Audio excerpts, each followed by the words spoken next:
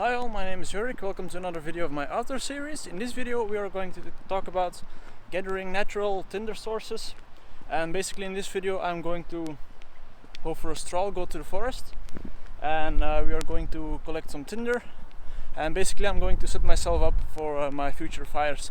So stick with me, I hope you enjoy, learn something, gather some ideas, some thoughts, and yeah, let's see what we can find.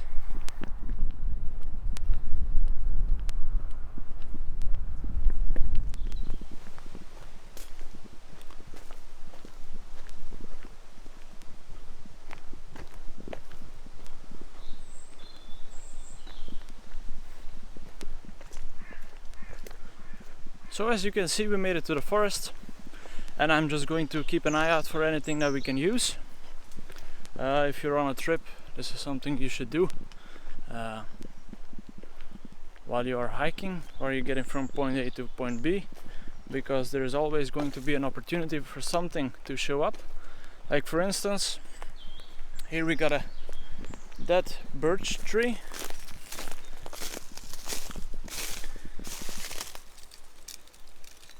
And this bark is just gold, like gold dust, if you're into fire making. So we're going to collect a bit of this. I also forgot, I got a pack with me and I only carry a water bottle and a pocket knife. So yeah, basically the pack is only to collect and to carry my bottle. Okay, so what I'm going to do is I'm going to collect some of this, put it in a small pocket, because this is fairly small. And as you can see, only small flakes come off, because it's bone dry. So it breaks, even if you touch it.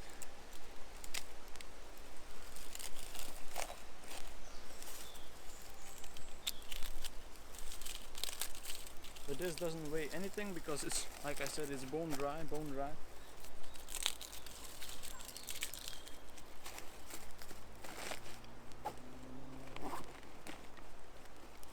And actually on the floor here we can see some pine cones.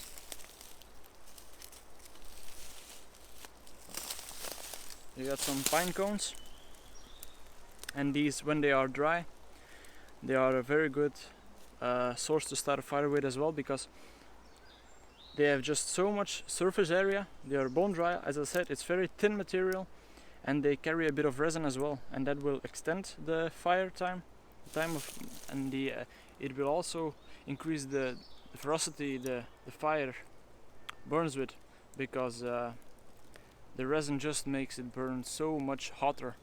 So it's going to be great to use these to transfer heat and flame from our tinder to our kindling. So I'm going to carry a bit of those. Now these are only interesting if you're going to make fire for the same day. I'm going to make fire to probably char some things in later on today, but if you're not going to make fire the same day, they are probably not worth carrying.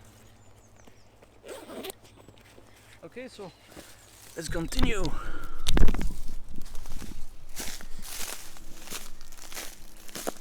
Okay, so I'm interested in finding things that are I'm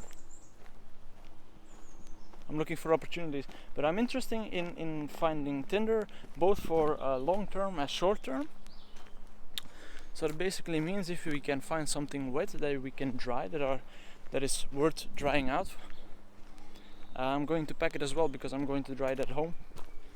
And if you are into camping, survival, tripping, things as simple as that, and you want to do everything naturally, allow yourself to go out and pick everything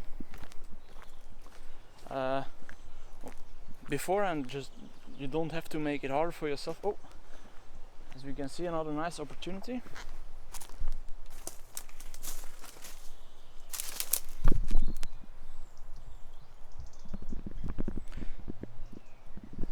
But let me finish up what I was saying first. You don't have to make it hard for yourself. You can still train and practice. And gathering and preparing is one of the nicest things you can do for yourself when it comes down to bushcraft and everything in general. But it's going to make your trip so much more enjoyable, and then actually on your trip try to supplement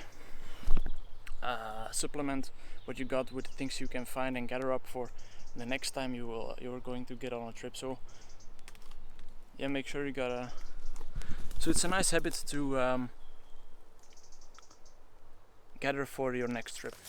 Okay, so we are here on we found a dead birch, and it has a lot of bark on it, and this is bone dry, as you can hear. Doesn't weigh anything, because once again it's dry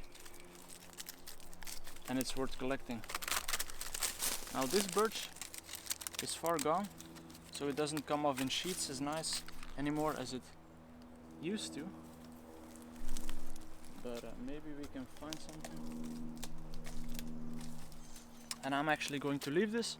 This can be a great backup if we can't find anything interesting, but I highly doubt it. But now we know it's here, and actually found some more pine cones.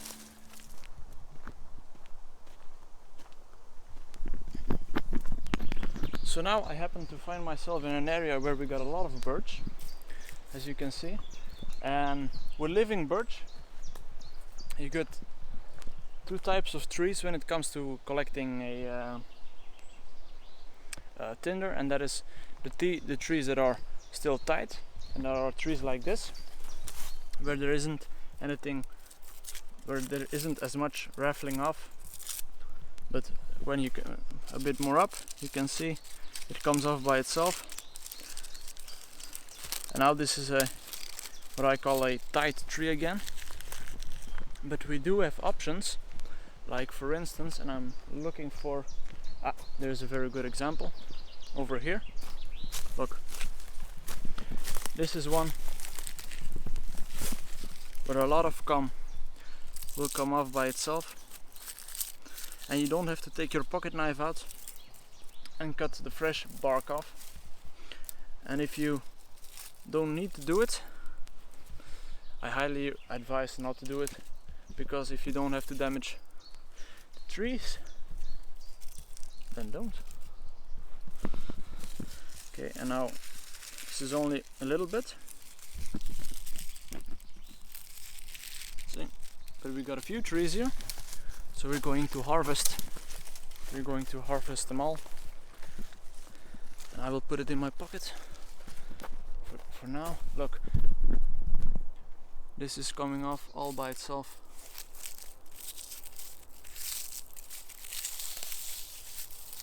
You can pluck it off a tree.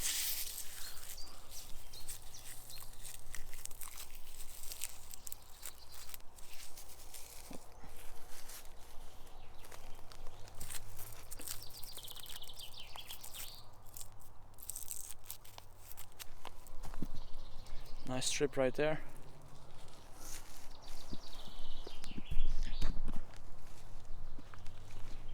But I know a bit farther here is a dead birch that is still kind of fresh, so it isn't as far gone as the other one we saw. And basically I'm trying to get to it, and we can cut a piece of birch bark from there.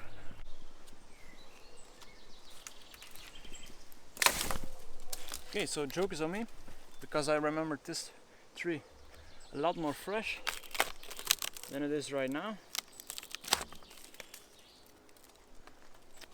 And yeah, it's too far gone to really show off what I was trying to tell you guys, so I'm going to search for another one.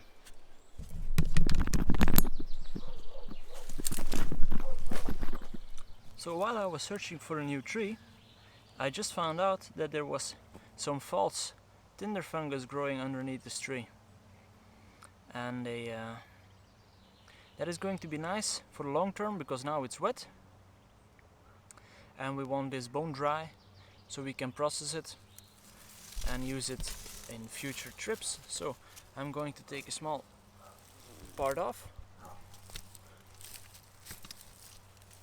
if I can.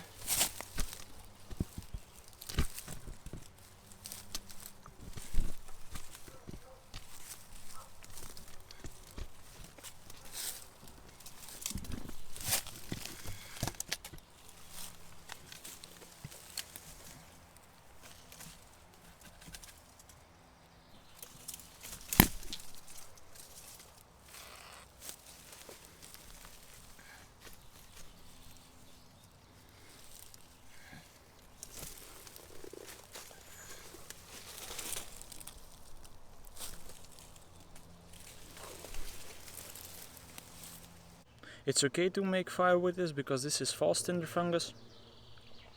The real Tinder fungus is a lot more orange, and if you dry it out and you scrape it with a knife, it will become more powdery. This will become a bit more flaky. But another great thing about the false Tinder fungus is because it is not as interesting to make a fire with as the true Tinder fungus. We can use this to repel mosquitoes with it. We can leave it as a chunk like this and make an ember or a coal out of it. This will smolder for a few hours, and meanwhile the smoke that it puts off will keep the mosquitoes away. So this is also valuable in its own way.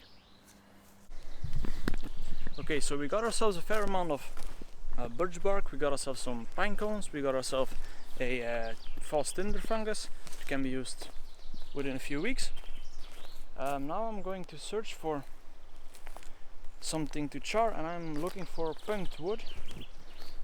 So we're going to look for dead trees now. Look, already on the floor we can find some. This isn't as far as I want it to be. This looks more like it. Okay, so as you can see, this is very far gone. This is punked wood. Look, you can just break it open by hand. As you can see, look, it just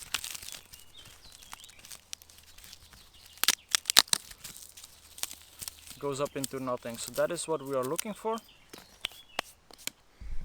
That are the things that we want to char, and I'm going to look for a great piece. Look, so here we found some trash in the woods, but this is actually tin, and this is great to char materials in. So I'm actually going to take this with me.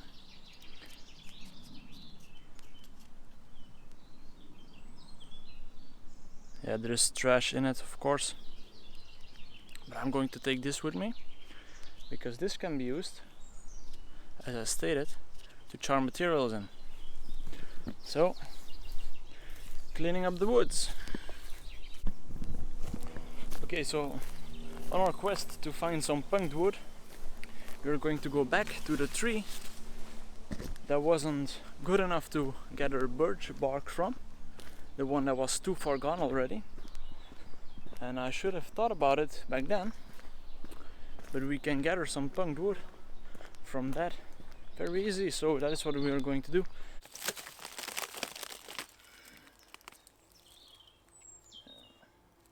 As you can see, we got a lot of red ants, so we don't have to get bitten 100 times for a piece of punked wood. That is a bad trade. So once again, we are going to leave it alone. Got another tree, another find, another gold mine.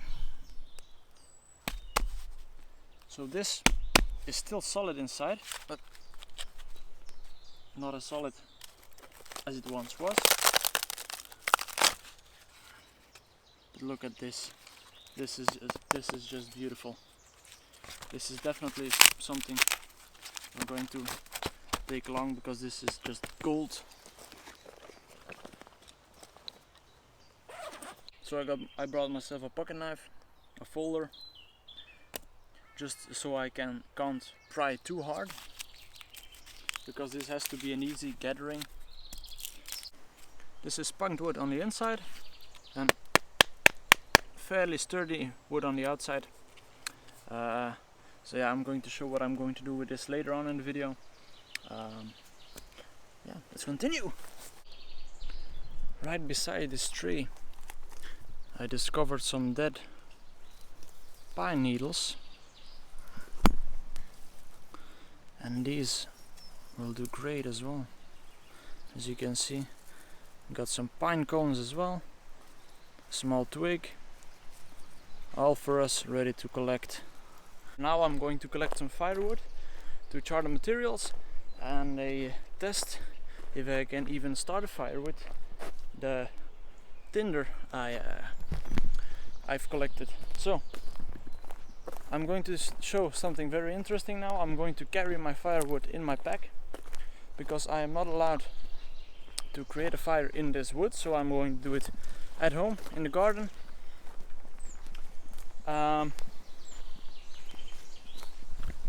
So if you are in the same situation, that is something you can do, and otherwise just do it in the woods. Have fun, stay in a nice area, and don't burn the woods or your house down. So yeah, collecting time. I was on my way home when I encountered this branch, and it's birch, and this is in a perfect state for me to show what I mean.